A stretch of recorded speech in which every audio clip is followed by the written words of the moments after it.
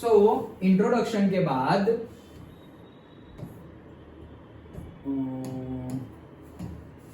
Introduction हमने देख लिया है, and after that we are going to discuss the next part electromagnetic waves में।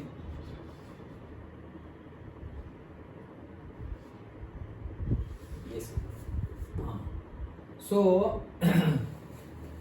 Electromagnetic waves. अब ये इलेक्ट्रोमैग्नेटिक वेव्स में हम देखो introduction we have discussed, after introduction Maxwell equations we have discussed. Now हम इलेक्ट्रोमैग्नेटिक वेव्स के बारे में डिटेल्ड में स्टडी करते हैं कि क्या है वो, अगर प्रोड्यूस करने हैं तो कैसे प्रोड्यूस करेंगे, वो सब समझते हैं। ओके, सबसे पहले बेसिक समझते हैं। ये तुम्हारा सेकंड क्वेश्चन बन सकता है, क्या ड्रॉ द इलेक्ट्रोमैग्नेटिक वेव्स, तो ऐसे ड्रॉ करना पड़ेगा। समझते हैं पहले, ड्रॉ करना भी इजी है। देखो, according to the Maxwell, electromagnetic waves are those waves in which there are sinusoidal variation of electric and magnetic field vectors at right angles to each other as well as at the right angles to the directions of the wave propagation। फिर से क्या बोले, simply what is electromagnetic waves ऐसा पूछ ले तो तुम्हें क्या बोलना है, पहले हिंदी में सुन लो तो इंग्लिश में जल्दी से याद रह जाएगा। इलेक्ट्रोमैग्नेटिक वेव्स वो वेव्स है मैक्सवेल की डेफिनेशन के अकॉर्डिंगली, इलेक्ट्रोमैग्नेटिक वेव्स वो वेव्स है जिसमें साइनूसॉइडल मूवमेंट होती है and electric field and magnetic field एक दूसरे के परपेंडिकुलर चेंजेस होते हैं, एंड एज वेल एज वो एक दूसरे के तो परपेंडिकुलर है but perpendicular to the directions of the wave propagations also. मतलब अगर मेरा वेव एक्स डायरेक्शन में प्रोपेगेट कर रहा है तो मेरी इलेक्ट्रिक फील्ड वाई डायरेक्शन में चेंज हो रही होगी और मेरी मैग्नेटिक फील्ड जेड डायरेक्शन में चेंज हो रही होगी। बस इतना ही बोला उन्होंने। क्या बोला, फिर से बता रहा हूं, इलेक्ट्रोमैग्नेटिक वेव्स, देखो अकॉर्डिंग टू द मैक्सवेल की डेफिनेशन के accordingly the electromagnetic waves are waves, कौन से waves, in which there are sinusoidal variation. मतलब साइन फंक्शन हमने देखा है, मैथ्स में भी देखा है। ओके, और साइन फंक्शन हमें पता है ऐसे ऊपर नीचे लाइक दैट जाता है। ओके, तो ये देखो साइनोसॉइडल वेरिएशन, पूरा मत देखो, पूरा देखोगे तो लगेगा ये क्या है, पूरा मत देखो, सिर्फ इतना देखो। हाँ, this is my ex direction, this is Z, sorry वो वाई, ये एक्स वाई और जेड। देन सबसे पहले इलेक्ट्रिक फील्ड की बात करते हैं, फॉरगेट अबाउट मैग्नेटिक फील्ड। पहले देख लो हमारा डायरेक्शन ऑफ वेव प्रोपेगेशन कौन सा है, एक्स। मतलब हमारा वेव, जैसे कि मैं वेव निकाल रहा हूं, जैसे साउंड वेव अभी मैं निकाल रहा हूं तो तुम्हें सुनाई दे रहा है, मतलब क्या तुम्हारे पास भी ऐसे आ रहे हैं, ऐसे भी आ रहे हैं, तभी तो तुम सुन पा रहे हो, नहीं तो सुन नहीं पाओगे। ओके, तो मैं यहाँ पर ऐसे सीधे इलेक्ट्रोमैग्नेटिक वेव्स प्रोड्यूस कर रहा हूं, तो वो जाएंगे कहां पे, सीधे, मतलब डायरेक्शन ऑफ प्रोपेगेशन क्या है, स्ट्रेट। अच्छा, अब चेंज होगा, क्या चेंज होगा, इलेक्ट्रिक फील्ड भी चेंज होगी, मैग्नेटिक फील्ड भी चेंज होगी। मैग्नेटिक फील्ड बाद में, पहले इलेक्ट्रिक फील्ड कैसे चेंज होगी, in which there are sinusoidal variation. Sinusoidal variation मतलब ऊपर फिर नीचे, फिर ऊपर फिर नीचे। तो देखो ये साइनोसॉइडल वेरिएशन, पहले with respect to time electric field बढ़ रही है, फिर कम हो गई, एक पॉइंट आया जीरो हो गई, अब डाउन जा रही है, फिर वापस इंक्रीज हुई, फिर वापस जीरो हो गई, फिर वापस इंक्रीज। तो यही तो साइनोसॉइडल वेरिएशन है, दैट्स इट। ओके, तो ये हमारी हो गई इलेक्ट्रिक फील्ड जिसमें साइनोसॉइडल वेरिएशन हो रहा है। डन। तो साइनोसॉइडल वेरिएशन क्यों बोला, क्योंकि ये साइन फंक्शन जैसे ही तो दिख रहा है, और चेक करो तुम, वो परपेंडिकुलर है डायरेक्शन ऑफ वेव प्रोपेगेशन से। कैसे, देखो जैसे जैसे तुम ऐसे बढ़ रहे हो वैसे वैसे चेंजेस कौन सी डायरेक्शन में हो रहे हैं। देखो ये y कंपोनेंट इतना है, फिर बढ़ा, फिर और बढ़ा, फिर और बढ़ा, अब मैक्सिमम हो गया, फिर कम हुआ, फिर कम हुआ, फिर कम हुआ, फिर कम हुआ, फिर और कम हुआ, और कम हुआ, और कम हुआ, और कम हुआ, मैक्सिमम कम हो गया, फिर थोड़ा और कम हुआ, थोड़ा और, फिर वापस जीरो, फिर वापस बढ़ रहा है। तो ये सब कौन सी डायरेक्शन में हो रहा है, वाई में तो हो रहा है, देखो ना, ऐसे ऐसे ऐसे ऐसे तो तुम कर रहे हो, कंटिन्यूअसली वाई में बढ़ रहा है, वाई में कम हो रहा है, वाई में बढ़ रहा है, वाई में कम हो रहा है, वही हो रहा है। ओके, तो तुम्हारा वेव प्रोपेगेशन कौन सी डायरेक्शन में है, एक्स, लेकिन तुम्हारी इलेक्ट्रिक फील्ड कौन सी डायरेक्शन में चेंज हो रही है, Y. Done.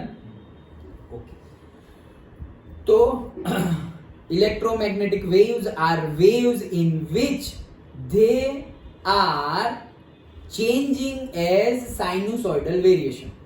Okay, in which variation is according to sinusoidal variation. तो हो रहा है sinusoidal variation, और मैग्नेटिक फील्ड में भी साइनोसॉइडल वेरिएशन, मतलब वो भी परपेंडिकुलर है एक दूसरे के, इलेक्ट्रिक फील्ड के परपेंडिकुलर। अब देखो, अगर x direction wave of propagation है, y डायरेक्शन इलेक्ट्रिक फील्ड है, तो मैग्नेटिक फील्ड दोनों के परपेंडिकुलर रखना है तो फिर z ही लेना पड़ेगा। तो मेरा z डायरेक्शन में प्रोपेगेट हो रहा है, मतलब जैसे इलेक्ट्रिक फील्ड प्रोपेगेट हुई ना, टाइम के रिस्पेक्ट में बढ़ी, कम हुई, फिर कम हुई, फिर वापस बढ़ी बढ़ी बढ़ी बढ़ी बढ़ी, ऐसे वैसे मैग्नेटिक फील्ड भी बढ़ रही है। They are simultaneously increasing and decreasing. कौन? Electric field and magnetic field. Obvious है, अभी करंट है तुम्हारा, करंट में से 1 एम्पियर करंट पास हो रहा है, तो उसके अराउंड में मैग्नेटिक फील्ड प्रोड्यूस होगी, तो उसका कोई particular weber, particular Tesla magnetic field produce हुई, ठीक है। अभी 1 की जगह 10 एम्पियर पास हो रहा है तो ज्यादा पास होगी, फिर 11 पास हो रहा है और ज्यादा मैग्नेटिक फील्ड। जितना करंट ज्यादा, जितनी इलेक्ट्रिक फील्ड ज्यादा, उतनी मैग्नेटिक फील्ड भी ज्यादा।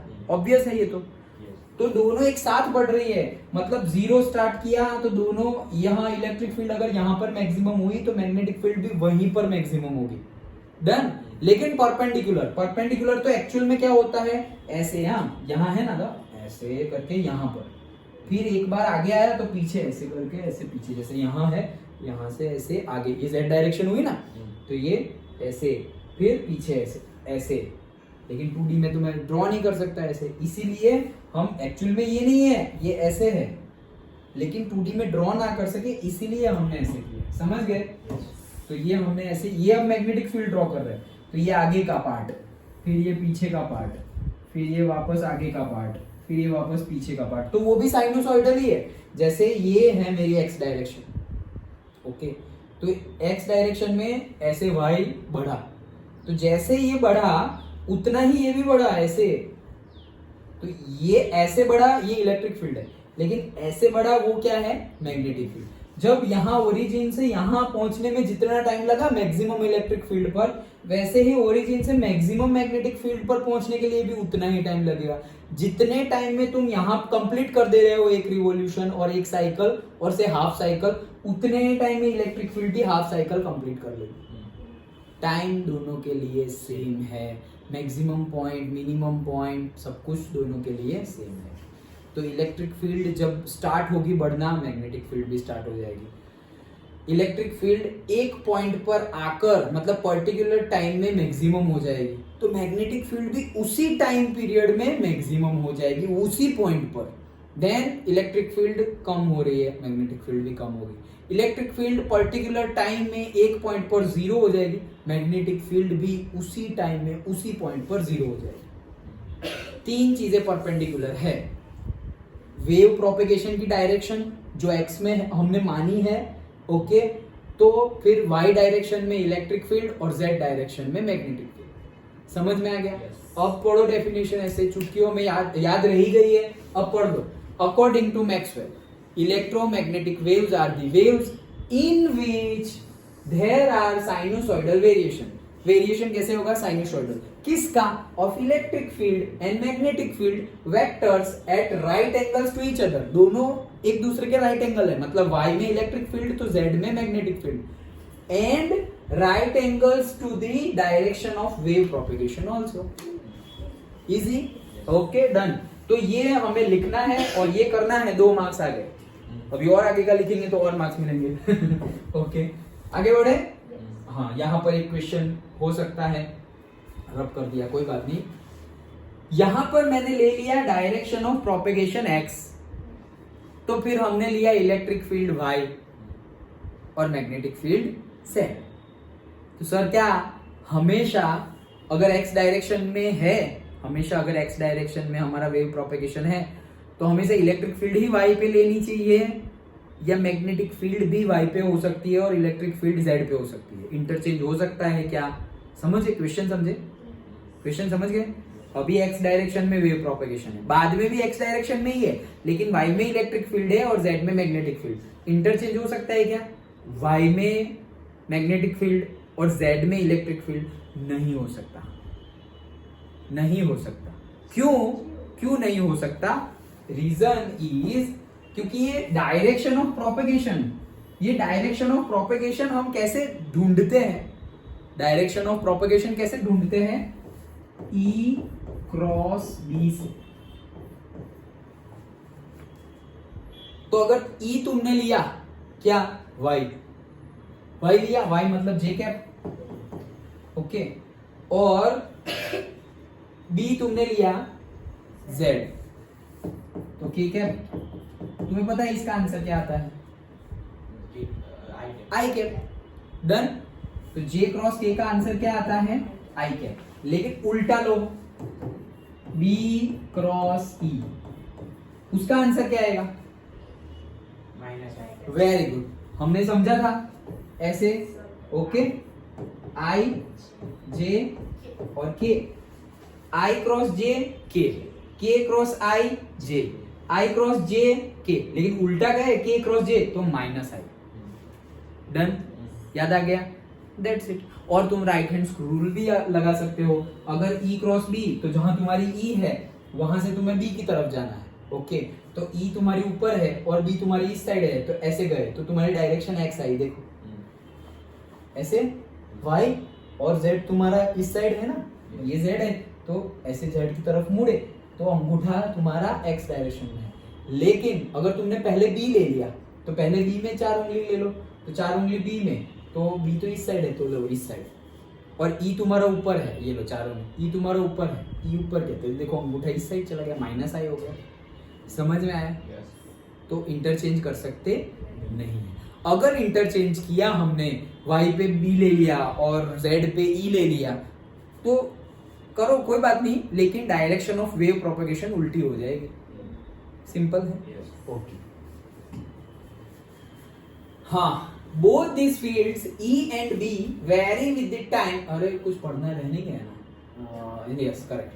Both these fields E and B vary with the time and space and have the same frequency। क्या बोल रहे हैं? टाइम के साथ साथ इलेक्ट्रिक फील्ड चेंज हो रही है, वेरी मतलब चेंज होना। सो टाइम के साथ साथ इलेक्ट्रिक फील्ड भी चेंज हो रही है, टाइम के साथ साथ मैग्नेटिक फील्ड भी चेंज हो रही है, and they are having same frequency.